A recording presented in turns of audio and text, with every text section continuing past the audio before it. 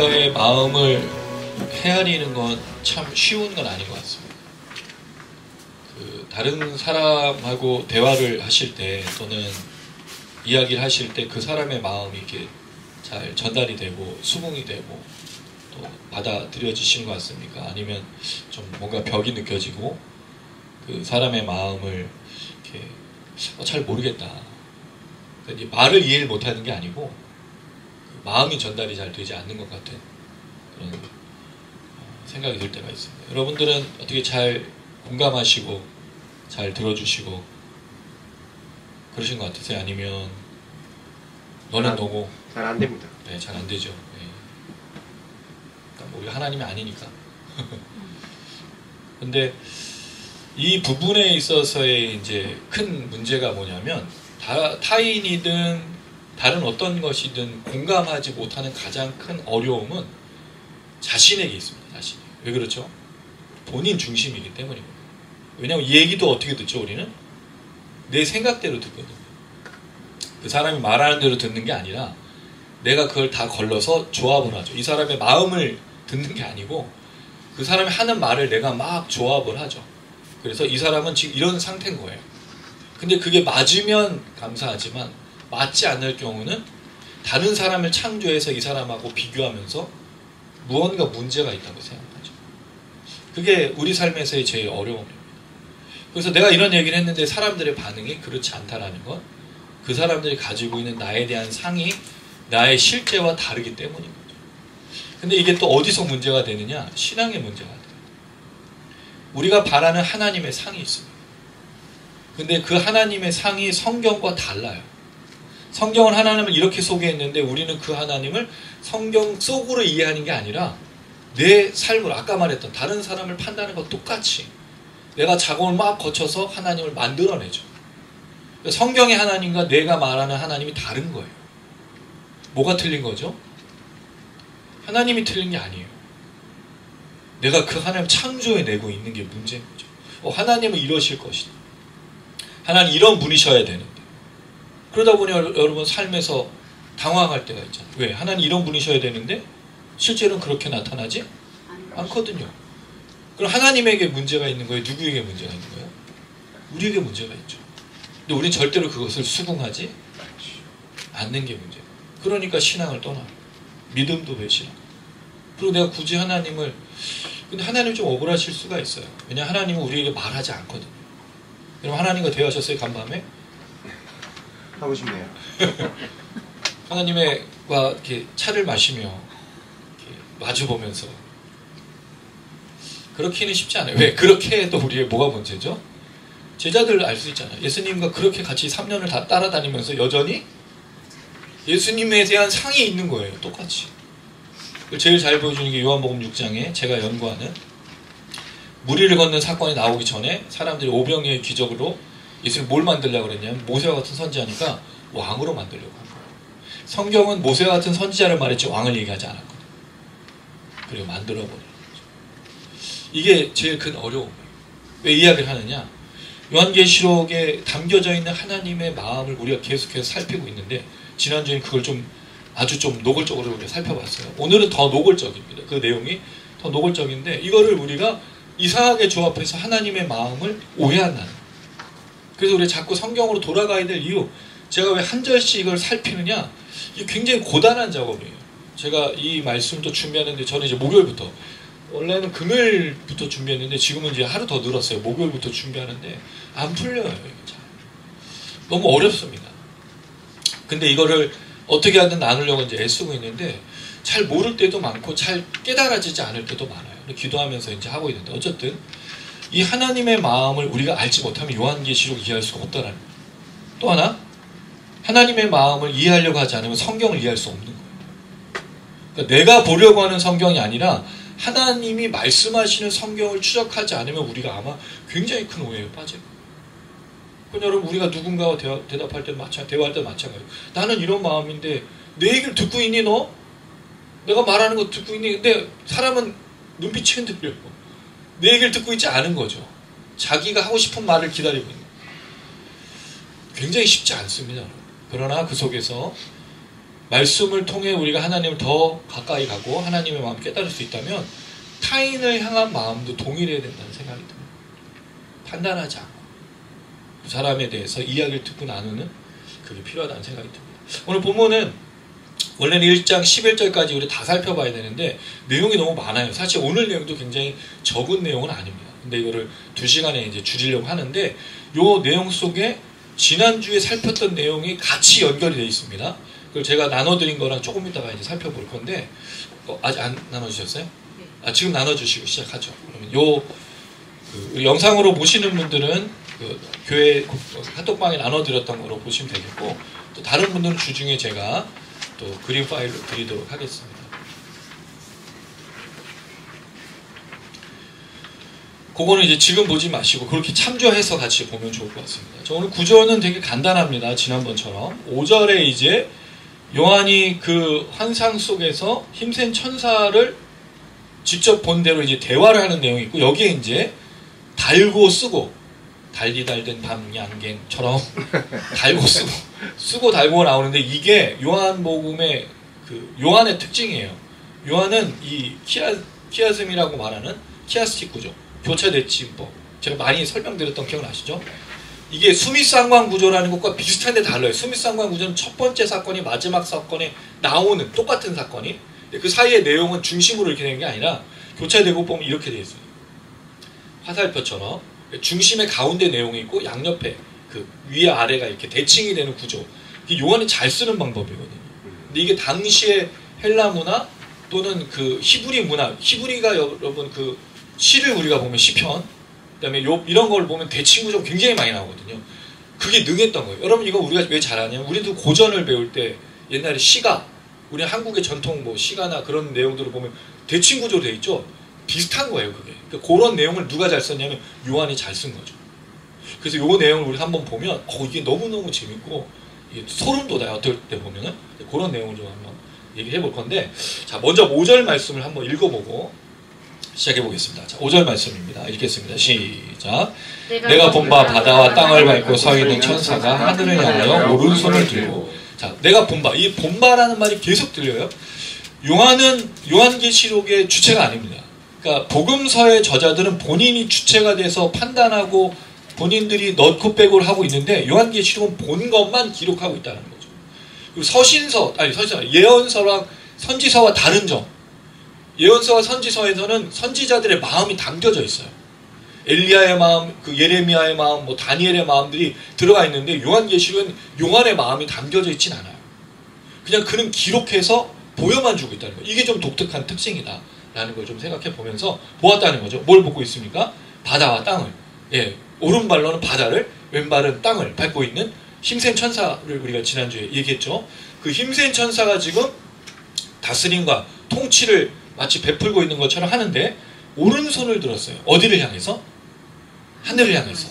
하늘은 여러분 제가 말씀드렸지만 요한계시록에 나오는 공간 중에 스카이, 공중이라고 말해요. 새들이 있는 스카이와 헤븐, 하나님이 계신 헤븐 는 다르다고 말씀드렸죠. 그 하늘을 향해서. 왜냐면 이 힘센 천사가 어디서부터 내려왔죠? 하늘에서 내려왔기 때문에 하늘을 향해서 오른손을 들었어요. 여러분 오른손을 든다는 표현이 뭐처럼 보이십니까? 찬양하는 의미일까요? 아니면 뭘 지시하고 가리키는 걸까요? 우리 읽었던 구절에 나와요. 그 내용이 6절 하반절에 보시면 맹세하여. 오른손을 든다는 말, 하늘 향해서 오른손을 든다는 말은 뭐 하려는 것처럼 보여지죠? 맹세하는 것처럼 보여져요. 자, 이 내용이 어떤 본문을 좀 갖고 있냐면 다니엘서 12장 7절이에요. 다니엘서 12장 7절. 예, 요거는 같이 한번 찾아보겠습니다. 다니엘서 12장 7절.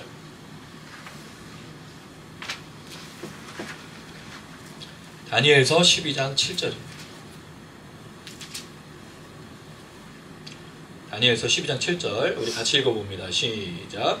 내가 들은즉 그 세마포 옷을 입고 강물 위쪽에 있는 자가 자기의 좌우 손을 들어 하늘을 향하여 영원히 살아계시는 이를 가리켜 맹세하이르되 반드시 한때 두때 반때를 지나서 성도의 권세가 다 깨지기까지이니 그렇게 되면 이 모든 일이 다 끝나리라 하니라. 자, 다니엘은 우리가 잘 알고 있는 그 귀족 중에 한 사람으로 포로로 잡혀갔다. 우리가 다니엘서도 나눴지만 이 다니엘이 지금 하나님 앞에 환상을 보고 말하는 내용인데 사실 어떻게 보면 다니엘은 선지자로 말하기는 좀 어렵죠. 왜냐하면 에스겔이나 이런 사람들은 분명히 하나님 부르심을 받아서 예레미야든 이사야든 그런 선지자가 되지만 다니엘은 사실 선지자가 아닌데 그런 역할을 하고 있는 걸 우리가 보게 돼요. 근데 이 다니엘서와 요한계시록 굉장히 많은 내용들이 연결이 되어 있습니다. 특별히 종말에 관련해서. 자, 여기 보면 이 다니엘이 뭔가를 보고 있는데 손을 들어서 하늘을 향해 맹세하는 그런 내용이 나오죠. 강물 위쪽에 세마포스를 있고 아마 인자 또는 하나님의 보내신 천사로 보여지는 분이 말하는 거죠. 한때 두때 반때 이걸 한번 설명을 드리긴 했는데 종말의 때가 이제 얼마 남지 않았음을 말하는 결국 하나님께 맹세하는 건 뭐냐면 이제 이 시기가 이루어진다는 거예요. 그럼 맹세라는 말은 뭐와 관련된 거냐? 다니엘서를 만약 인용했다면 어떤 때와 관련된 걸 말하고 있는 건 아니겠는가? 라는 걸 알 수 있죠. 자, 그걸 어떻게 우리가 본문에 알 수 있냐? 6절 하반절에 보시면 지체하지 아니하리니. 그러니까 다니엘서를 갖고 온 이유가 뭐죠? 오른손을 들어 맹세했는데 뭐 하지 않는다. 이제 시간이 멈춰지지 않고 시간이 흘러간다. 지체하지 않는다는 말은 좀 더 설명을 드리긴 할 건데 자, 그랬을 때 다니엘서 12장 7절은요. 신명기를 인용한 겁니다. 요것도 같이 한번 찾아볼게요. 왜냐면 신명기 말씀을 우리가 조금 살펴볼 이유가 있어서 32장 40절 이게 재밌어요 여러분. 다니엘은 세마포 옷을 입은 자가 하늘을 향해서 오른손을 들어 맹세했죠. 신명기는 누가 맹세하는지 한번 보시면 32장 40절이에요. 저는 제가 설교를 할 때 느끼는 게 한 가지 있어요. 제가 아무리 많이 준비를 해도 또는 뭐 잘 못 준비를 해도 설교를 누가 이끌어 가시는가를 너무 깊이 느낄 때가 있어요. 누가 이끌어 가시냐면 하나님. 제가 이런 지혜가 없거든요. 뭔가를 설명하고 뭔가를 근데 하나님 자꾸 뭔가를 자꾸 생각나게 야 이게 쓰임 받는 거라는 생각이 들어요. 제가 아니라 하나님. 그리고 여러분 기도도 마찬가지예요. 우리가 기도할 때도 하나님 우리 이끌어 가시는 기도가 있어요. 그런 걸 느끼지 않습니까? 네. 맞습니다. 그런 때가 있잖아요. 찬양도 마찬가지. 찬양. 자, 신명기 32장 40절 읽어보겠습니다. 시작. 이는 내가 하늘을 향하여 내 손을 들고 말하기를 내가 영원히 살리라. 자, 이게 누구 얘기냐면 하나님이 한 거예요.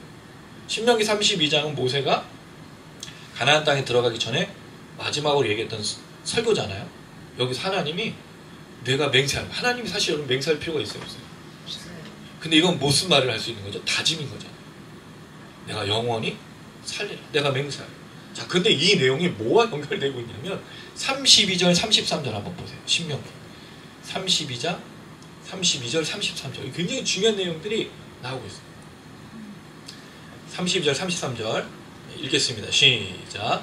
이는 그들의 포도나무는 소돔의 포도나무요 고모라의 밭의 소산이라 그들의 포도는 독이 든 포도이니 그 송이는 쓰며 그들의 포도주는 뱀의 독이요 독사의 맹독이라. 자, 이게 뭐냐면 하나님이 이스라엘 백성들에게 명령했는데 만약 이들이 하나님께 온전히 순종하지 않고 악을 저지르고 범죄하면 뭘 보내겠다는 뜻이냐면 그 포도를 독으로 만들어버리고 포도주는 맹독이 되는 뱀의 독이 될 것이다 라고 말하고 있다는 거죠. 여러분 이걸 보면 뭔가 생각이 나지 않으세요? 독과 관련해서 뱀과 관련돼서 그렇죠. 우리 앞선 그 5째 나팔제약 기억나지 않으세요? 자, 한번 돌아가 보겠습니다. 계시록 9장 10절. 그래서 왜 이걸 신명기를 인용한 거, 다니엘을 인용했지만 그 다니엘이 인용한 신명기를 인용한 것처럼 보이는 이유가 여기 있습니다. 계시록 9장 10절. 신명기는 그냥 손가락 껴놓고 계세요. 아, 우리 핸드폰이죠? 9장 10절 시작. 또 전갈과 같은 꼬리와 쏘는 살이 있어. 그 꼬리는 다섯 동안 사람들을 기억해요. 전갈, 독. 마치 뱀처럼. 9장 19절은 아예 뱀처럼 얘기하고 있죠. 9장 19절은 우리 혜빈 집사님 한번 읽어주세요. 네, 계시록 9장 19절. 이 말들의 힘은 입과 꼬리에 있으니 꼬리는 뱀 같고 또 꼬리에 머리가 있어 이것으로 세워주라. 자, 이걸 볼 때 다니엘서는 신명기를 이용했는데 신명기 말씀의 맹세와 이 내용을 보니 독과 관련된. 근데 이게 독이 뭐죠? 심판이잖아요. 하나님 맹세하신 거예요. 무슨 맹세를? 나에게 순종하지 않고 악을 저지르면 심판할 것이다 라고 맹세하셨다는 거예요. 근데 지금 이 내용이 뭐와 연결되어 있어요? 힘센 천사가 땅과 바다를 밟고 있으면서 뭘 맹세하는 거죠? 그 일이 속히 이루어지리라. 한때 두때 반때를 지나서 이루어질 심판을 이룰 것이다라는 말로 연결하고 있다는 거죠. 자, 또 하나 신명기 32장 34절 이것도 같이 볼게요. 32장 34절 신명기 32장 34절 이것도 재밌어요. 같이 읽습니다. 시작. 이것이 내게 쌓여있고 내 곳간에 봉하였지 아니한가. 내 곳간에 봉하였다. 이 곳간에 뭐가 봉해져 있냐면 뱀의 독과 저주와 심판이 봉하였다는 거죠. 이 봉하다라는 단어가 70인경 히브리어를 헬라어로 바꾼 성경에 보면 스프라기조라고 되어 있어요. 근데 이 스프라기조를 제가 한번 설명드린 적이 있는데 오늘 본문에 지난주 읽었던 4절 임봉하고 이 단어가 같은 단어예요. 뭐 잘 깨닫고 계신 거죠? 무슨 말이냐면 임봉했다는 말이 뭐예요? 봉인했다는 거잖아요. 심판을 봉인했는데 우리가 지난주에 살폈죠? 7 우레의 그 재앙을 봉인하고 그래서 신명기 말씀을 이 요한계시록 10장이 인용한 것을 보는 거예요. 전체적인 문맥을 볼 때. 제가 왜 설교 준비가 오래 걸리냐면 요한계시록만 연구하는 게 아니라 다른 본문들을 다 찾아서 배경이랑 내용들을 하다 보니 시간이 많이 길어지는 거예요. 왜냐하면 우리가 지금 다루는 내용이 요 내용만이 아니라 요한계시록은 모든 구약과 신약을 다 아우르고 있잖아요. 그걸 설명을 드리다 보니 시간이 오래 걸리는 건데 대충 넘어갈 수가 없는 거예요. 그러니까 여러분 이게 얼마나 귀찮은 일이겠어요. 성도님들도 하실 수 있지만 그걸 제가 대신해서 하는 거예요. 어쨌든 이 신명기의 말씀을 보면 지금 뭐가 봉인되어 있냐면 심판과 저주와 멸망이 봉인되어 있다는 거죠. 자, 그랬을 때 오늘 본문으로 다시 돌아오면 이 힘센 천사가 지금 서서 임봉한 그 내용이 이제 어떻게 될 것이다. 곧 속히 이루어질 것을 말하고 있는 그 맹세와 관련되어 있다는 거죠. 또 하나는 그 임봉된 것이 과연 무엇이냐? 심판과 저주와 멸망과 하나님의 그 분노와 진노를 가지고 있다는 것을 볼 수 있는 거예요. 자, 신명기 32장 35절 32장 35절 요까지만 이제 신명기를 보면 될 것 같아요. 32장 35절 읽어봅니다. 시작. 그들이 실족할 그때에 내가 보복하리라. 그들의 환난 날이 가까우니 그들에게 닥칠 그일이 속히 똑같죠. 오늘 계시록 10장과 신명기 32장이 거의 유사한 거예요. 내용이 속히 오리라 곧 오리라 반드시 일어나리라. 이게 오늘 이제 본문에 지체하지 아니하리라는 것과 관련되어 있는데 자 그러면 이 지체하지 않는다라는 것이 과연 무엇인지를 그 내용을 좀 한 번 더 생각해 보면 좋을 것 같습니다. 다시 오늘 본문으로 돌아오셔서 6절 말씀을 한번 읽어볼게요. 6절 말씀 시작. 세세토록 살아계시니 곧 하늘과 그 가운데 있는 물건이며 땅과 그 가운데 있는 물건이며 바다가 그 가운데 있는 물건을 창조와 신임을 가리켜 맹세하여 지체하지 아니하리니. 자, 맹세는 누구를 통해서 하는 거죠? 자기보다 뛰어나고 위대한 또는 신적 존재에게 맹세하는 거잖아요. 그리고 또 아니면 우리가 이제 부모님의 이름으로 맹세하든지 하늘에 대고 맹세한다고 할 때 그 이유가 뭐죠? 내가 만약에 그 맹세를 지키지 않으면 뭐가 일어나는 거예요? 죽음이라는 거죠. 그게 맹세 언약의 특징입니다. 이때 이 힘센 천사가 하늘을 향해서 누구의 이름으로 맹세하냐면 하나님의 이름으로 맹세해요. 근데 하나님의 특성이 두 가지가 나옵니다. 첫 번째, 세세토록 살아계시니. 여러분 이거 우리가 요한계시록에 굉장히 중요하게 다뤘던 본문이죠. 계시록 1장으로 가볼까요? 1장 8절 요한계시록 1장 8절 읽어보겠습니다. 시작.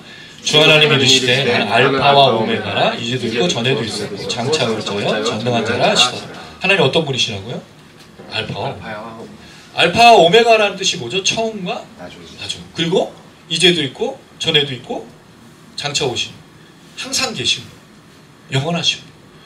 하나님께 맹세해야 되는 이유가 거기 있어요. 왜? 하나님은 시작이고 끝이고 여전히 살아계시기 때문에. 만약에 여러분 신의 이름으로 한다면 이게 불가능합니다. 왜? 그 신들은 다 거짓 신이고 죽은 신이기 때문에. 여러분 지금 바알과 아세라 그 신 거짓 신으로 밝혀져서 지금도 바알과 아세라를 섬기는 사람은 없죠. 시대마다 우상들이 수민이 어디가 제가 웃긴 거 아니죠? 아니 그러니까 미소를 짓고 계셔가지고 간지러웠어요. 제가 뭐 웃긴 얘기하는 줄 알고.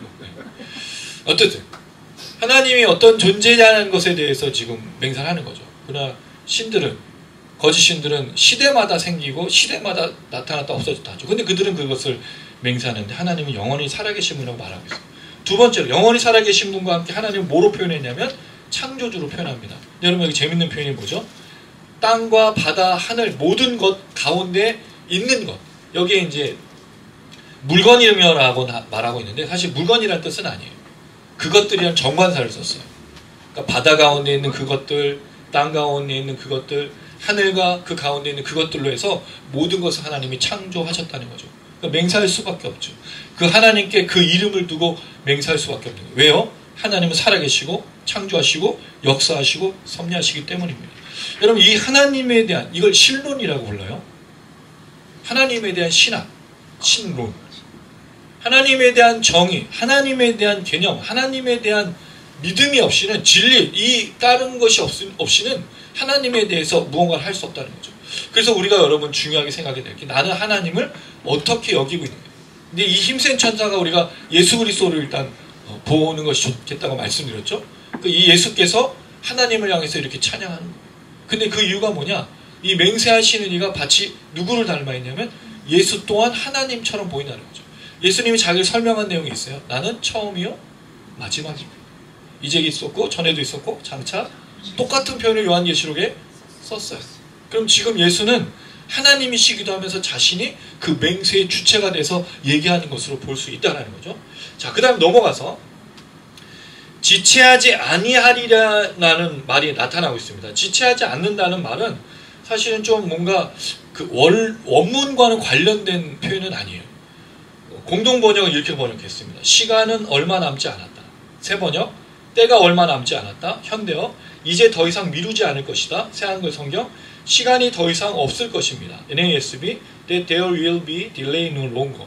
그러니까 지체되지 않고 또는 시간이 더 이상 남지 않았다는 그 말은 분명 뭔가 급박하게 이루어질 것을 말하는 건데 그러면 그게 과연 무엇이냐? 그 7절 말씀에 설명을 하고 있습니다. 7절 읽어볼게요. 시작.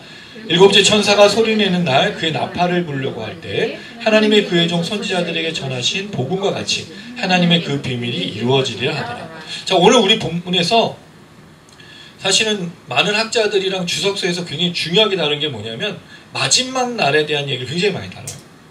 이게 최후 심판을 그 전천년설, 무천년설, 후천년설 이 이야기를 가지고 논의하는데 왜냐하면 이게 지체되지 않는다는 이 의미가 결국은 마지막 날에 대한 이야기를 하고 있는 것이기 때문에 그 날이 언제냐 이 다니엘설 인용해서 설명하지만 우리는 그걸 하진 않을 겁니다. 우리는 이 본문에 좀 집중을 하는데 여기 이렇게 설명하고 있어요. 일곱째 천사가 소리내는 날로 말해요. 그럼 일곱째 천사가 소리내는 날은 뭐와 관련된 거죠? 지금 이게 여섯째 나팔 재앙이 끝나고 일곱째 나팔 재앙이 시작될 때 얘기죠. 그럼 소리를 말할 때라는 말은 일곱째 나팔이 이제 불려질 때라는 것을 알 수 있어요. 그 다음에 그의 나팔을 불려고 할 때인데 이걸 11장 15절은 이렇게 설명합니다. 11장 15절 읽어보겠습니다. 여러분 시작. 일곱째 천사가 나팔을 불매 하늘의 큰 음성들이 나서 이르되 세상 나라가 우리 주와 그의 그리스도의 나라가 되어 그가 세세토록 왕노릇 하시리로다 하니. 자, 그럼 일곱째 천사가 나팔을 불 때 일어나는 이야기가 뭐냐면 세세토록 왕노릇하는 최후의 심판 마지막 날이 임할 것이라고 말한다는 거죠. 그러면 지체하지 않는다는 말은 무슨 뜻이에요? 그 나팔을 불었을 때 마지막 날이 임할 것이다 라고 말하는 거죠. 그러네 이 천사가 지금 발을 서서 맹세를 한 게 뭐냐면 마지막 날이 곧 올 것이다 라고 이야기하고 있다는 거죠. 그걸 다른 말로 이렇게 설명합니다.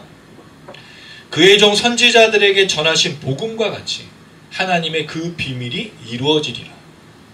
그럼 그 지체하지 않는 것, 일곱째 천사가 나팔을 불었을 때 하나님 나라의 비밀이 이루어지는 것을 지금 설명하고 있는데 그 내용이 다 연결된 내용으로 지금 등장하고 있다는 거죠. 그렇다면 이 비밀, 하나님 나라의 비밀이 과연 무엇인지를 우리가 설명을 해봐야 될 것 같아요. 비밀이라는 단어는요. 미스테리온이라는 명사로 비밀 또는 신비라는 뜻을 갖습니다. 신약에 27번 사용됐는데 계시록에는 4번 사용되었어요.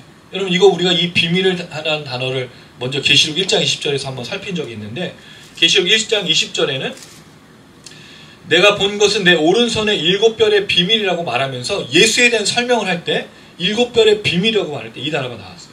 그 다음에 계시록 17장 5절 이거는 우리 웅집사님이 한번 읽어주십시오. 17장 5절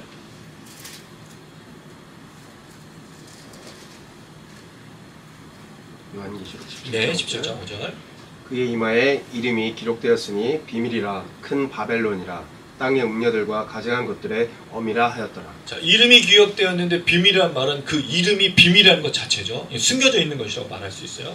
17장 7절은 우리 유선이가 한번 읽어주세요. 천사가 이르되 왜 놀랍게 여기느냐 내가 여자와 그가 산 이동 머리와 널풀 같은 짐승의 비밀을 내게 이르리라. 여기는 짐승의 비밀로 표현하고 있습니다. 자, 이런 비밀이라는 단어가 요한지력에 쓰여진 걸 보면 어떤 것들이 감춰진 것 또는 계시되지 않는 것, 알려지지 않은 것을 말하는 의미로 썼다는 걸 알 수 있어요. 자, 그런데 이게 이 비밀이라는 단어가 신약의 나머지 부분, 제가 나눠드린 종이를 한번 보시면 요한계시록을 제외하고 오늘 본문까지 요한계시록 4번이 나오는데 오늘 본문을 제외하고 총 23번이 나타났어요. 제가 이걸 표로 만든 거예요. 그래서 비밀이라는 뜻, 또 신비라는 뜻, 은밀한 세 가지 뜻으로 신약 성경에 쓰였는데요. 그 표 지금 보시면 첫 번째, 비밀의 첫 번째 뜻으로 쓰인 게 하나님의 나라였습니다. 그 비밀을 말할 때 이 비밀은 하나님의 나라다라고 말하고 있어요. 그 구절은 보시면 되겠고요. 근데 학자들이 주목하는 게 있는데 그게 뭘 주목하냐면 하나님 나라가 비밀로 나타났을 때 이걸 받아들이는 사람이 이 하나님 나라에 해당되는 이 비밀이 알려진 사람들의 대상이 바뀌었다고 보는 겁니다. 원래 하나님의 나라가 누구에게 임했냐면 유대인, 서기관, 바리새인 또는 하나님의 백성이라고 일컬을 수 있는 사람들, 그 사람들이 이 하나님의 비밀이 열려졌다고 생각했어요. 근데 예수가 오심으로 하나님 나라의 비밀이 대상이 바뀌었죠. 누구에게 바뀌었습니까? 죄인들, 바리새인, 서기관, 또 레위인, 뭐 이런 그 레위 같은 서기관들, 아니 서기 아니라 자꾸 생각이 나네. 세리. 네, 세리. 레위가 아니라 세리. 죄송해요. 단어가 세리, 강도, 이런 사람으로 수여자, 하나님 나라의 비밀이 바뀌었다고 보는 게 복음서에 나타나고 있어요. 두 번째로는 하나님 나라의 비밀이 예수 그리스도. 하나님 나라의 비밀은 뭐다? 예수 그리스도 또는 하나님의 나라. 이렇게 보는 거죠. 그 다음 또 비밀은 뭐냐? 믿음을 비밀로 보고 있는 거예요. 왜냐하면 이 믿음이 비밀인 이유가 뭐죠? 그건 우리에게 계시되어져서 믿음으로 반응할 수 있었기 때문인 거예요. 그 다음 통일이란 말은 에베소서의 말씀을 따르면 이방인과 유대인이 하나가 되는 것. 이걸 비밀로 본 거죠. 그 다음에 최후의 상태. 이 최후의 상태는 미래되는 상태인데 부활과 관련되어 있습니다. 결국 비밀이라는 것은 나중에 마지막 날 있을 그 상태가 어떤 것이냐. 그 다음 아내와 남편의 사랑도 비밀로 불리기도 했어요. 그 다음 비밀 그 자체 또는 방언을 말할 때, 불법 비밀을 말할 때. 그 다음에 이 미스테리온이라는 단어가 비밀이라는 단어가 아닌 다른 것으로 사용된 게 신비입니다. 거의 유사하죠. 그 다음에 은밀한. 은밀하다라는 단어는 구약에서 제일 많이 나온 거예요. 비밀보다는 구약에는 주로 은밀한 것으로 설명할 수 있습니다. 그러면 결국 비밀이 뭐냐? 숨겨진 것, 감춰진 것, 가려진 것을 말하는 게 비밀이라는 단어로 알 수 있는 거예요. 그렇다면 하나님의 그 비밀이 이루어진다는 게 무엇이냐 이거죠. 그리고 그것이 지체되지 않고 이 힘센 천사가 말할 때 반드시 이루어지리라고 말하는 게 무슨 뜻이겠냐는 거예요. 그게 지난주에 이어서 오늘까지의 내용을 보면 나팔 재앙 속에 이 내용이 나타나고 있다는 거죠. 그럼 지체하지 않고 숨겨진 것이 드러나게 된다라고 말하는 것은 분명히 하나님의 심판과 하나님의 저주와 진노를 말하고 있는 것으로 볼 수 있다는 거죠. 그랬을 때 여러분 4절로 다시 돌아가면 일곱 우레가 말하는 것을 인봉한다고 그랬잖아요. 그게 비밀이잖아요. 인봉한다는 것 자체가 감춰진 거니까. 그런데 이것이 지체하지 않고 다시 어떻게 된다고요? 알려질 것을 말하는 거죠. 그럼 결국 일곱 우레는 감춰지거나 인봉되거나 기록되지 않은 게 아니라 반드시 심판으로 등장하고 하나님의 진노로 이 땅 가운데 나타날 것을 말하고 있다라는 거죠. 대신에 이렇게 표현하는 것은 지난주에 말씀드렸지만 하나님의 마음이라고 말씀드렸어요. 왜 이것을 감춰지고 이것이 심판이 나타나지 않고 기록되지 않는 것처럼 보인다는가는 하나님 회개하지 않는 그 사람들 때문에 마치 그것이 없는 것처럼 또는 연기된 것처럼 말하고 있지만 실제로는 심판이 나타나고 분명히 응답될 것을 설명하는 것으로 보는 것입니다. 자, 그럴 때 이 비밀이라는 단어와 연결해서 다시 다니엘서로 우리가 넘어가야 돼요. 다니엘서에는 이 비밀이라는 단어를 몇 군데에 걸쳐서 설명하고 있는데 이건 주중에 제가 나눠드리도록 하겠습니다. 대부분은 은밀한 것으로 표현했고요. 하나님의 것이 반드시 드러난 것을 말하고 있다는 겁니다. 그런데 이 다니엘서에서 은밀한 것이 중요한 이유가 한 가지가 있어요. 다니엘서 2장 19절, 다니엘서 27장 30절, 2장 27절에 30절, 그리고 다니엘서 2장 47절에 보면 은밀한이라는 단어와 항상 나오는 내용들이 있어요. 그게 뭐냐면 보임에 나타내실 이는 후일에 될 일을 알게 하셨나이다. 나타내시는 이가 장래일을 알게 하셨사오며 은밀한 것을 나타내심은 알려주려 하심이다. 하나님은 또 은밀한 것을 나타내시는 이시로다라는 것과 연결되어 있어요. 그럼 여러분 사실은 비밀은 반드시 뭐와 함께 짝으로 나오냐면 보여주시는 것과 짝으로 나온다는 거죠. 은밀한 것들은 그 하나님의 계획 속에는 반드시 드러나게 되어 있다는 거예요. 그러니까 결국 여러분 예언서든 또는 묵시록이라고 말하는 것든 요한계시록이든 하나님의 계획은 신비가 돼서 비밀이 돼서 감춰진 게 아니에요. 반드시 드러나고 성취되고 이루어질 것을 말하고 있다라는 거죠. 그런데 여러분 요한계시록을 지금까지 우리가 들을 때 이 요한계시록을 말하고 있는 이단과 사이비들의 극단적 종말론자들의 특징이 뭐죠? 이건 누구밖에 이해할 수 없다고요? 그 교주든 그 뭐 누구든 어떤 특정한 사람들에게만 해당되는 것으로 이야기하고 있다는데 그렇지 않습니다.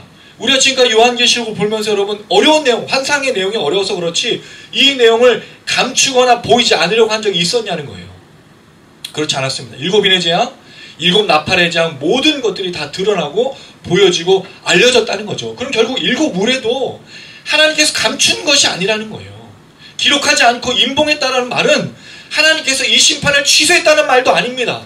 하나님 분명히 그것을 이루실 건데 속히 일어날 것인데 어떤 의미를 가지고 있다는 거죠? 비밀은 당연히 드러날 것이고 보여질 것이라는 전제를 깔고 있다는 거예요. 이게 다니엘서를 인용하면서 하시고 있는 하나님의 말씀이라는 거예요. 그래서 첫 번째 이 이야기와 연결해서 이렇게 설명을 합니다. 하나님이 그의 종 선지자들에게 전하신 복음과 같이 하나님이 계시와 묵시와 예언들을 누구에게 전달해 줬냐면 선지자들에게. 근데 여러분 여기에 복음이라는 단어가 등장해요.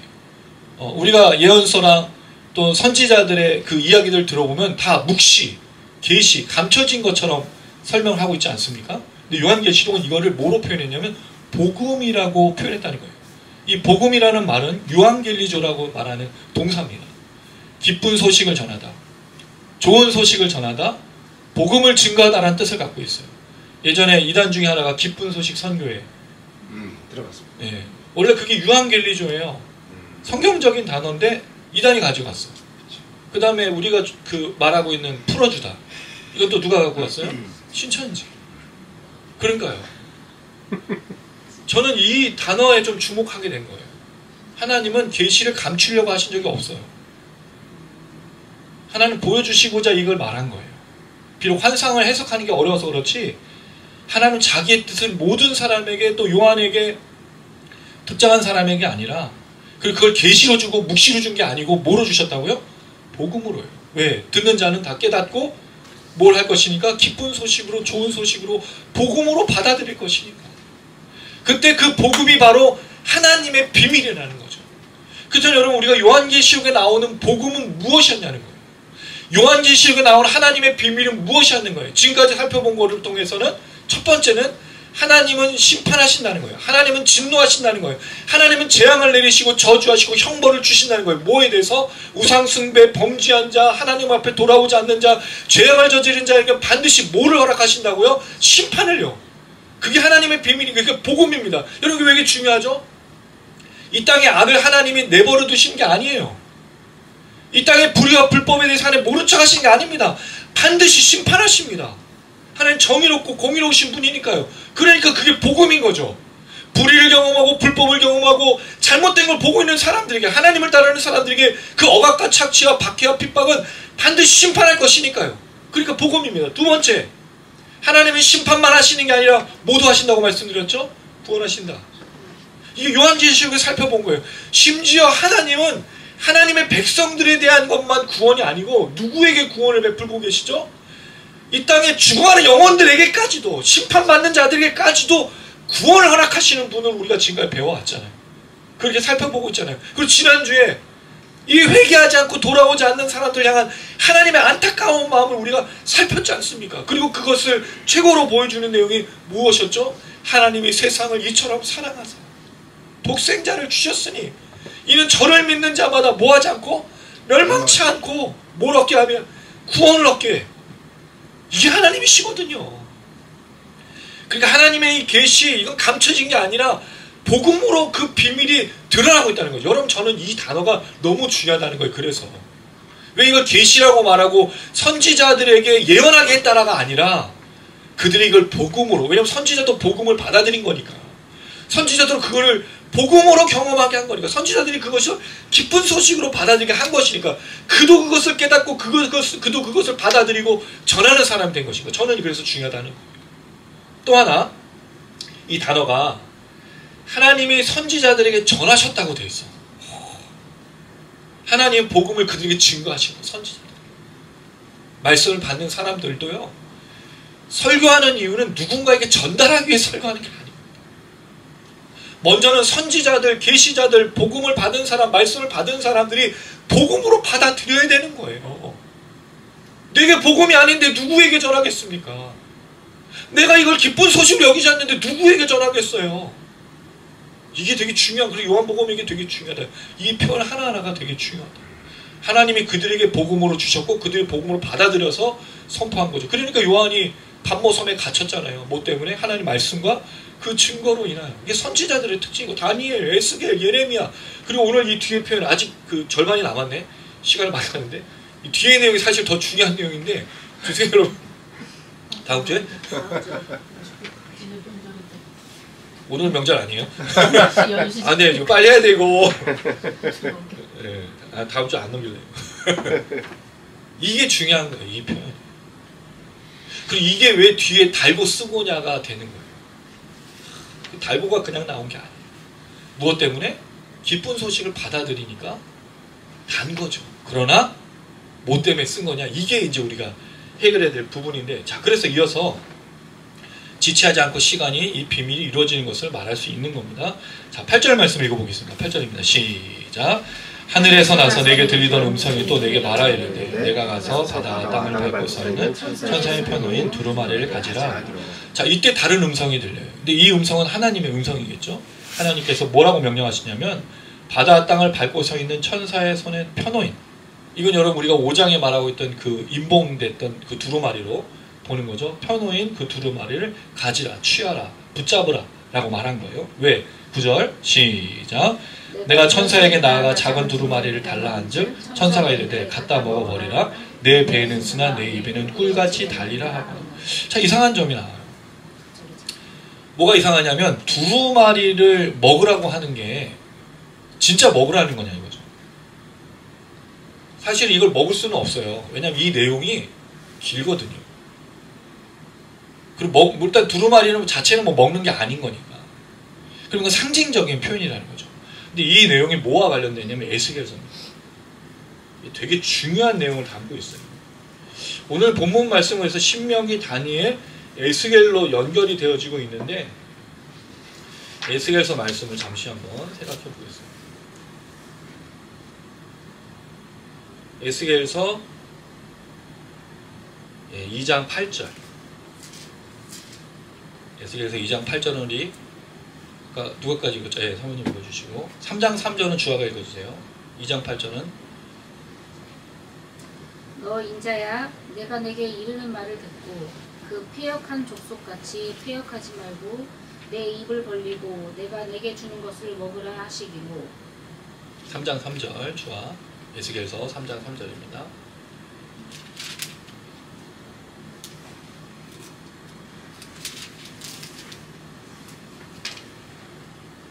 내게 이르시되 인자야 내가 내게 주는 이 두루마리를 내 배에 넣으며 내 천재에 채우라 하시니 내가 먹는 그것이 내 입에서 날리가 꿀같다. 거의 에스겔이랑 지금 오늘 요한이랑 유사하죠. 네. 자, 3장 10절 한번 읽어보겠습니다. 우리 수빈 집사님 읽어주세요. 3장 10절. 또 내게 이르시되 인자야 내가 내게 이를 모든 말을 너는 마음으로 받으면 되리라. 자, 여기 먹는다는 표현을 어떻게 썼냐면 마음으로 받는다고 썼어. 그럼 이 먹는 두루마리 진짜 일단 먹을 수가 없어요. 소화도 안 될 뿐더러 이거 먹었던 죽는 거지. 그리고 이 내용이 지금 이게 얼마나 긴 내용이에요. 뭐 옛날에 뭐 단어 외우고 뭐 사전을 씹어 먹고 뭐 그랬다는 뭐 있는데 이거 죽는 겁니다. 근데 이 말은 이 에스겔서의 말로 보니까 마음으로 받는 거예요. 이게 복음서에 나타나는 걸 보면 여러분 기억나십니까? 말씀을 30배, 60배, 100배 열매를 맺는 거 기억나시죠? 하나님 말씀이 땅에 뿌리워져. 땅이 어디예요? 마음밭이잖아. 그 얘기를 하는 것으로 볼 수 있다는 거죠. 자, 그러면 질문이에요. 입에 달아. 입에 단다라는 표현은요, 이건 제가 주중에 드릴게. 우리 너무 잘 알고 있는 말씀 있지 않습니까? 시편 119편에 주의 말씀은 내 발의 등에 내기를 비치는 말도 있고 꿀송이보다 달고, 이런 표현이 너무 많으니까 입에 달아. 그럼 입에 달다라는 말이 무슨 뜻이냐는 거예요. 하나님의 말씀은 우리에게 꿀과 같이 단 말씀이에요. 물론 이제 달다라는 표현을 좀 어떻게 할 수 있느냐 모르겠지만 저는 이걸 깨달음과 연결시키는 거죠. 우리가 말씀을 듣고 깨달으면 여러분 어떤 기쁨이 있으세요? 하나님의 놀라우심을 알게 될 때마다, 신비를 알게 될 때마다, 그 계시가 열려질 때마다 우리의 마음들 속에 자유와 기쁨과 즐거움, 이걸 아마 단다라고 표현할 수 있지 않겠는가. 우리가 알고 있는 상식으로 본다면 그렇게 할 수 있을 겁니다. 그러면 여기에 이제 질문을 드려보면 단다라는 말은 성경 통독과 성경 필사로 볼 수 있겠냐는 거예요. 그런 경험과 유사한 것으로 볼 수 있겠냐는 거죠. 그러니까 저는 여러분 솔직하게 말씀드려서 성경 통독과 성경 필사는 하나님 말씀이 단 게 아닌 거예요. 그걸 쓰는 것과 그걸 읽는다고 해서 여러분 우리가 깨달음 얻는 건 아니거든요. 어떻게 해야 깨달음 얻죠, 여러분?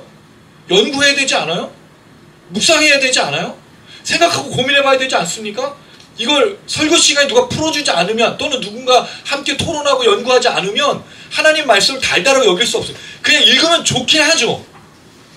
거기까지인 거예요. 그건 그 마음밭에 뿌려진 것도 아니라 그냥 듣고 읽는 거니까. 성경 필사와 성경 통이 나쁜 건 아니지만 그거로 멈춰서는 안 된다는 거죠. 그럼 왜 이 쓴 것과 연결이 되느냐? 그게 마음에 심겨졌어요. 그럼 여러분 어떤 상태가 되죠? 마음밭에 심겨졌으면 반드시 뭐가 일어나야 되는 겁니까, 여러분? 자라서 뭐를 맺어야 돼요? 당연하죠. 말씀이 자라서 열매를 맺어야 되는 거죠. 그래서 쓴 거예요. 여러분 적용하는 삶이 쉬우신가요? 하나님 말씀 오늘 듣고 가서 그걸 순종하시려고 할 때 쉬운 적이 있으셨어요? 없습니다, 거의. 말씀 그대로 순종하는 건요, 우리에게 굉장히 어려운 문제예요. 이 말씀대로 산다라는 것은 진짜 쉬운 문제가 아니거든요. 너무 어렵습니다. 감당하기가 불가능한 게 더 많은 거예요. 그러니까 달고 깨달을 때마다 너무 좋은 말씀이긴 하지만 내 삶의 순종, 그러니까 우리가 매주 똑같은 기도 제목을 하는 이유가 거기 있어. 우리가 안 변하거든요. 다른 사람도 안 변하고 환경도 안 변하지만 우리 자체도 변하지 않기 때문에 우리가 힘들어하는 거예요. 그러니까 회개하는 거죠. 돌아가는 거죠. 하나님의 은혜를 받는 거죠. 그러니까 이게 입에는 달고 우리의 배에는 쓴 거예요. 왜? 순종하는 것이 너무 어렵기 때문입니다. 두 번째로 이것을 요한에게 관련된 것으로 본다면 10절에 이렇게 되어 있습니다. 10절 말씀 읽어보겠습니다. 시작. 내가 천사의 손에서 작은 두루마리 갖다 먹어버리니 내 입에는 꿀같이 다나 먹으면 내 배에서는 쓰게 되더라. 자, 이 과정이 굉장히 중요한 건데요. 이 말씀을 한 군데만 더 찾아보고 이제 정리해 보겠습니다. 예레미야서 6장 10절에서 11절입니다. 예레미야 6장 10절에서 11절. 6장 10절에서 11절. 이건 같이 읽을게요. 6장 10절에서 11절입니다. 시작. 내가 누구에게 말하며 누구에게 경책하며 듣게 하였고 그 귀가 할례를 받지 못하였으므로 듣지 못하는도다. 보라, 여호와의 말씀을 그들이 자기의 욕으로 여기고 즐겨하지 아니하니 그러므로 여호와의 분노가 내게 가득하여 참기 어렵도다. 그래서 거리에 있는 아이들과 모인 청년들에게 부르니 남편과 하는 아이들 사람과 너희가 다 잡히리라. 예레미야의 그 별명 있죠. 눈물의 선지자. 그는 그 무너져가는 나라, 포로로 잡혀가는 멸망하는 나라에 대한 예언을 받았고 실제로 하나님의 말씀을 선포했는데 사람들이 하나님께 돌아가지 않고 우상 숭배를 저버리지 않았어요. 하나님을 따르지 않았어요. 더 악으로 빠져드는 그 상황에서 지금 예레미야 마음이죠. 하나님이 예레미야가 말씀을 주셨는데 예레미야가 그걸 선포했어요. 근데 뭐가 문제입니까? 사람들이 듣고 즐겨하지 않아. 뭘 하지 않아요? 욕으로 여겨. 그리고 예레미야를 욕하는 거죠. 뭐 합니까? 분노가. 무슨 뜻이에요? 예레미야가 말씀을 전하다 보는 사람들이 바뀌지 않고 변하지 않는 모습을 보면서 뭐가 가득 차기 시작한 거죠? 분노가 가득 차기 시작한 거예요. 왜? 말씀으로 변화되지 않으니까. 사람들이 말씀을 전했는데 새로워지지 않으니까 분노가 차. 그러니까 여러분 이게 무슨 뜻이겠습니까? 배에 쓰리다는 말이 무슨 뜻이에요? 속쓰린 거예요. 속쓰림. 위장장애. 여러분 요새 좀 그렇지 않으세요? 요새 소화 잘 되세요? 안 돼요. 스트레스 받아서 잠 못 자지 않습니까? 이게 지금 예레미야의 마음인 거예요. 변하지 않습니다. 세상의 사람들이 말씀을 전했는데 돌아오지 않는 거예요. 여러분, 저는 그런 기대가 있었어요. 저는 제가 설교하면 성도들이 변화될 줄 알았어요. 제가 설교하면, 아니 제가 설교를 잘해서가 아니고 하나님의 말씀 울려 퍼지면 그런 복음의 역사, 그런 변화의 역사, 새로워진 역사가 일어날 걸 생각한 거죠. 근데 안 돼. 근데 성도들의 탓이 아니야. 나도 안 바뀌거든. 저도 안 바뀌거든요. 저도 똑같거든요. 그러니까 늘 회개하고 살아. 근데 이걸 본문을 전하는, 설교를 전하는 예레미야는 그 당시 상황은 무슨 상황이었어요? 나라가 멸망하고 있었잖아요. 근데 그걸 보면서도 사람들이 변하지 않는 걸 보니까 하나님의 분노가 그 마음에 가득 찬 거예요. 속이 쓰여 화가 나. 하나님의 마음이 예레미야의 마음이 된 거죠. 그래서 여러분, 제가 드렸던 그 표 마지막 그 두 개 드렸어요. 앞뒤로 오시면 교차대구법으로 쓰여진 거 보셔요? 이거 되게 중요한 겁니다. 이거 설명드리고 이제 마무리합니다. 오늘 이 요한이 이 반응을 보이고 있는 내용을 좀 설명을 드리려고 제가 드렸어요. 첫 번째, 예언과 관련한 교차대구법으로 보면 가운데가 지체하지 않고 비밀이 이루어진다는 내용이 있죠. 그리고 그 겉을 싸고 있는 게 임봉하고 다시 예언하리라. 하나의 심판과 구원에 대한 메시지는 감춰진 게 아닙니다. 반드시 드러나고 또 말만 전해지는 게 아니라 분명히 이루어질 것을 이야기하고 있는 게 이 전체적인 오늘 본문의 내용이에요. 자, 그럴 때 이 예언과 관련돼서 나타나고 있는 반응, 첫 번째, 배에는 쓰나, 이거 천사가 말한 거, 천사가 말한 거죠. 하나 배에는 쓰나, 그 다음 내 입에는 꿀같이 단단하고 되어 있어요. 근데 이걸 바꿔서 요한이 받아들일 때는 입에는 다나 배에는 쓰죠. 왜? 이 작용이 입으로 먹고 배로 가는 거니까. 근데 이것이 지금 어떻게 나타나고 있냐면 교차대구법으로 나타나고 있다는 거죠. 천사가 말한 내용이 그대로 요한에게 달고 쓴 것으로 나타나요. 자, 이거를 바꿔서 이렇게 정의하고 싶은 거예요. 저는 이 예언의 말씀과 하나님과 요한의 관계를 볼 때 이게 이렇게 되는 것이 아니겠는가 생각하는 거죠. 내 배에는 쓰나. 왜 배에 쓰죠? 하나님이 이 진노의 말씀, 심판의 말씀, 구원의 말씀을 전하는 것이 속상한 일이었어. 어떻게 할 수 있죠? 9장 20절 21절 사람들이 심판을 보고 3분의 1이 죽었는데 무슨 일이 일어납니까? 회개하지 않았잖아요. 하나님이 심판했다고. 여러분, 하나님 진노를 내리고 저주를 내렸어요. 그럼 어떻게 되죠? 하늘에서 별이 떨어지고 사람들이 물을 먹다가 죽고 전갈의 독과 뱀의 머리를 때리는 것으로 죽었을 때 사람이 뭘 해야 되죠? 회개해야죠. 돌아와야죠. 근데 돌아오지 않습니다.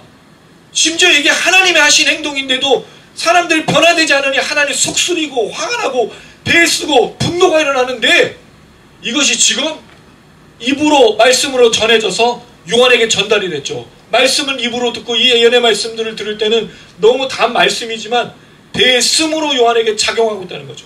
뭘까요? 하나님의 말씀을 받는 자에게 나타나는 특징, 하나님의 마음이 내 마음이 되는 거예요. 이심전심이 되는 거죠. 말씀을 받은 자의 특징입니다. 말씀을 깨달은 자의 특징입니다. 하나님의 마음을 가지지 않을 수가 없는 거예요. 그래서 이걸 표현하는 게 요한의 방식이다라는 거죠. 전체적인 교차대구법에서 예언의 말씀이 이루어지는 것이 하나님과 요한의 관계를 통해 볼 때 하나님의 예언의 말씀이 이제 요한의 마음이 된 거예요. 저는 이게 중요하다고 생각합니다. 제가 오늘 제목을 하나님의 비밀을 맡은 자라고 했어요.